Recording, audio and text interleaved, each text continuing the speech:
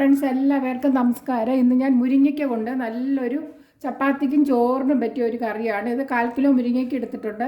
ഒരു പാത്രത്തിലോട്ട്, അടുപ്പിലൊരു പാത്രം വെച്ചിട്ടുണ്ട്, പാത്രത്തിലോട്ട് ഇടാം. ഇനി ഒരു ചെറിയ ഒരു നാരങ്ങ വലിപ്പത്തിൽ, അതായത് വലിയ നെല്ലിക്കയുടെ വലിപ്പത്തിൽ പുളി എടുത്തിട്ട്, പുളി കുറച്ച് വാളൻ പുളിയാണ്, കുറച്ച് വാളൻ പുളി എടുത്തിട്ട് പുളിയൊക്കെ പിടിക്കുന്നതിന് വേണ്ടി പുളി കുറച്ച് നേരം പുളി കുതിർത്ത് വയ്ക്കുക. അപ്പോൾ അതിൻ്റെ ചാറിറങ്ങി വരുന്നതാണ്. ഒരു 15 മിനിറ്റെങ്കിലും പുളി കുതിർത്ത് വെച്ചാൽ പുളി ഇങ്ങനെ ചാറിറങ്ങി വരുന്നതാണ്. വേവിക്കാൻ ആവശ്യമായ കുറച്ച് വെള്ളം ഇതേപോലെ രീതിയിൽ ഇങ്ങനെ വെള്ളം ഒഴിച്ചു കൊടുക്കുക. ഇപ്പോൾ ഹൈ ഫ്ലെയിമിലാണ് ഇരിക്കുന്നത്, അല്ലെങ്കിൽ വാടിപ്പോകുന്നതാണ്. ഇത്രയും വെള്ളം ഇങ്ങനെ ഒഴിക്കുക. നിമക്ക വയ്ക്കരുത് വെള്ളം, ഇത്രയും മതി വെള്ളം. ഉപ്പ് ഒരു 3/4 ടീസ്പൂൺ ഇടാം. മഞ്ഞൾപ്പൊടി ഒരു 1/2 ടീസ്പൂൺ ഇടാം. അതും കൂടെ ഇട്ട് നല്ലവണ്ണം ഉപ്പും മുളകും പുളിയും പിടിക്കുന്നതിന് വേണ്ടി, മുളക് ഇട്ടിട്ടില്ല, മുളക് പൊടിയും കൂടെ ഇടുകയാണെങ്കിൽ മുളകും കൂടെ പിടിക്കുന്നതാണ്. ശകലം മുളക് പൊടിയും കൂടി ഇട്ട് കൊടുക്കാം. ഒരു 3/4 ടീസ്പൂൺ തന്നെ മുളക് പൊടിയും കൂടി ഇട്ട് കൊടുക്കാം. എരിവില്ലാത്ത മുളകാണ്, കാശ്മീരി ചില്ലി പൗഡർ അല്ല, സാധാരണ മുളക് പൊടി ഇട്ട് കൊടുക്കുക. എരിവിനനുസരിച്ച് ഇട്ട് കൊടുക്കാവുന്നതാണ്. മുളക് പൊടി ഉപ്പ് പൊടിയൊക്കെ ഇതിൽ പിടിക്കുന്നതിന് വേണ്ടി ഒന്ന് ഇളക്കി കൊടുക്കാം. ഇങ്ങനെ മുളകും ഉപ്പും എല്ലാം പിടിക്കുന്നതാണ്. കണ്ടോ, ഇങ്ങനെ പിടിക്കുന്നതാണ്. എന്നിട്ട് നമുക്ക് അടച്ച് വയ്ക്കാം. ഹൈ ഫ്ലെയിമിൽ തന്നെ, ചെറിയ ബർണറാണ്, ഹൈ ഫ്ലെയിമിൽ വെച്ചേക്കാം. ഇതിനിരുന്ന് വേകട്ടെ. അപ്പോൾ നമുക്കൊരു സവാള എടുക്കാം. സാമാന്യ വലിപ്പമുള്ളൊരു സവാള എടുത്തിട്ടുണ്ട്. ഇത് നമുക്ക് ചോപ്പ് ചെയ്യാം. അതിനിടയ്ക്ക് നമുക്കൊന്ന് ഇളക്കി കൊടുക്കാവുന്നതാണ്. ആ വെള്ളമൊന്നും വറ്റിയിട്ടില്ല. വെള്ളം വറ്റുന്നേരം ഒന്ന് വേവിക്കുക.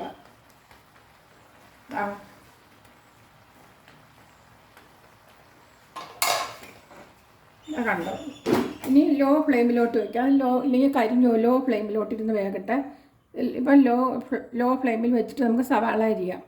ഇനി ഒരു ഫ്രൈങ് പാൻ അടുപ്പയിൽ വെച്ചിട്ട് മുരിങ്ങയ്ക്ക വെന്തുകൊണ്ടിരിക്കുകയാണ്. ലോ ഫ്ലെയിമിൽ ഒരു 2 ടേബിൾ സ്പൂൺ വെളിച്ചെണ്ണ എടുക്കാം. ഇനി 1/2 ഇഞ്ച് വലിപ്പത്തിൽ ഇഞ്ചി ചോപ്പ് ചെയ്തത്, വെളുത്തുള്ളി ഒരു തുടം വെളുത്തുള്ളി, പച്ചമുളക് ഒരു പച്ചമുളകാണ് എടുത്തിരിക്കുന്നത്. അതായത് അതും കുറച്ച് മൂക്കട്ടെ. പച്ചമുളകിൻ്റെയും വെളുത്തുള്ളിയുടെയും ഇഞ്ചിയുടെയൊക്കെ ഫ്ലേവർ ഇറങ്ങി വരുന്നതിന് അതൊന്ന് മൂക്കണം. ഇതെല്ലാം നല്ലവണ്ണം മൂത്ത് വന്നിട്ടുണ്ട്. അപ്പോൾ നമുക്ക് സവാള ഇട്ട് കൊടുക്കാം. നേരത്തെ കാണിച്ച സവാള ചോപ്പ് ചെയ്തതാണ്. ഇതുപോലെ അരിഞ്ഞാൽ മതിയാകും. ഹൈ ഫ്ലെയിമിൽ തന്നെ ഒന്ന് വഴറ്റിയെടുക്കാം. ഇതിനോടൊപ്പം ശകലം മല്ലിയില ചോപ്പ് ചെയ്തത്, കറിവേപ്പിലയാണെങ്കിൽ ഇട്ട് കൊടുക്കാവുന്നതാണ്. അപ്പം മല്ലിയുടെ ഒരു ഫ്ലേവറും കൂടെ ഇറങ്ങുന്നത്. ശകലം മല്ലിയില ഇട്ട് കൊടുക്കുന്നത്. സവാള ഏകദേശം മൂത്ത് വരുമ്പോൾ ഒരു 3/4 ടീസ്പൂൺ മുളക് പൊടി ഇട്ട് കൊടുക്കാം. മുളകിൻ്റെ പച്ച മണമൊക്കെ മാറുന്നതിന് വേണ്ടിയാണ് ഇത് ചെയ്യുന്നത്. ഒന്ന് മൂത്ത് വരുമ്പോഴേക്കും നമ്മുടെ ഈ ടൊമാറ്റോ, സാധാരണ വലിയ ഒരു 2 ടൊമാറ്റോ, വലുതാണ്, വലിയ പഴുത്ത തക്കാളി 2 എണ്ണം, മീഡിയം സൈസിലുള്ളതാണെങ്കിൽ 3 എണ്ണം ഇട്ട് കൊടുക്കാവുന്നതാണ്. ഹൈ ഫ്ലെയിമിൽ തന്നെ ഇരുന്ന് ഒന്ന് വഴറ്റട്ടെ.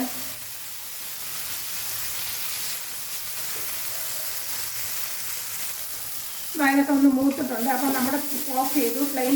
ആ തക്കാളി നല്ല ഉടഞ്ഞ് വരുമ്പോഴേക്കും, അതാണ് കണക്ക്, ഉടഞ്ഞ് വരുമ്പോഴേക്കും നമുക്ക് ഫ്ലെയിം ഓഫ് ചെയ്ത് വയ്ക്കാം. 13 മിനിറ്റ് ആയിട്ടുണ്ട്. 10 മിനിറ്റ് ലോ ഫ്ലെയിമിലാണ്, ഒരു 3 മിനിറ്റ് ഹൈ ഫ്ലെയിമിൽ വെച്ചു. ആദ്യം 3 മിനിറ്റ് ഹൈ ഫ്ലെയിമിൽ വെച്ചിട്ട് ഒരു 10 മിനിറ്റ് ലോ ഫ്ലെയിമിൽ വെക്കണം. അപ്പോൾ നല്ല വെന്ത് വന്നിട്ടുണ്ട്. പിഞ്ച് മുരിങ്ങയ്ക്ക തന്നെ ഇടുക. എന്നിട്ട് നമുക്ക് അടച്ചു വെച്ചേക്കാം. ഇത് ഫ്ലെയിമൊക്കെ ഓഫ് ചെയ്തിട്ടുണ്ട്. നല്ലവണ്ണം തണുത്തിട്ടുണ്ട്. അപ്പോൾ നമുക്ക് മിക്സിയുടെ ജാറിലോട്ട് ഇതിടാം. ഇത് അരയ്ക്കാൻ ആവശ്യമായ ഉപ്പും കൂടി ഇട്ട് കൊടുക്കാം. ഒരു 3/4 ടീസ്പൂൺ ഉപ്പും കൂടി ഇട്ട് വെള്ളം തൊടാതെ അരച്ചിട്ട് വരാം. നല്ലവണ്ണം അരയ്ക്കണ്ട, ഒന്ന് ചെറുതായിട്ടൊന്ന് ചെറിയൊരു തരിയോടെ അരച്ചെടുക്കുക. ഇനി 1 ടേബിൾ സ്പൂൺ വെളിച്ചെണ്ണ ഒഴിച്ചു കൊടുക്കാം. 1 ടേബിൾ സ്പൂൺ ഒഴിച്ചിട്ട് എണ്ണ ചൂടാകുമ്പോഴേക്കും നമ്മുടെ മുരിങ്ങയ്ക്ക വേവിച്ച് വെച്ചിരിക്കുന്നത് ഇട്ട് കൊടുക്കാം. ഒരിക്കൽ കഴിച്ചാൽ എപ്പോഴും നമ്മളിത് ഉണ്ടാക്കി കഴിക്കും. മുരിങ്ങയ്ക്ക തോരനേക്കാളും നല്ല സ്വാദാണ്. ചപ്പാത്തിക്ക്, അപ്പത്തിന്, ചോറിന് ഇത് മാത്രം മതിയാകും. ചപ്പാത്തിക്കും ഇതിട്ടിട്ട് 1 മിനിറ്റ് വഴറ്റിന് ശേഷം നമുക്കിത് അരച്ച് വെച്ചിരിക്കുന്നത് മിക്സിയുടെ ജാറിൽ ഇട്ട് കൊടുക്കാം. അതിനോടൊപ്പം മിക്സിയുടെ ജാറ് കഴുകി ശകലം വെള്ളം മിക്സിയുടെ ജാറിൻ്റെ അരപ്പൊക്കെ ഇതിലോട്ട് വരുന്നതിന് വേണ്ടി ഒന്ന് ഹൈ ഫ്ലെയിമിൽ തന്നെ വെച്ച് നമുക്കൊന്ന് വഴറ്റിയെടുക്കാം. നല്ല മണമൊക്കെ വന്നിട്ടുണ്ട്.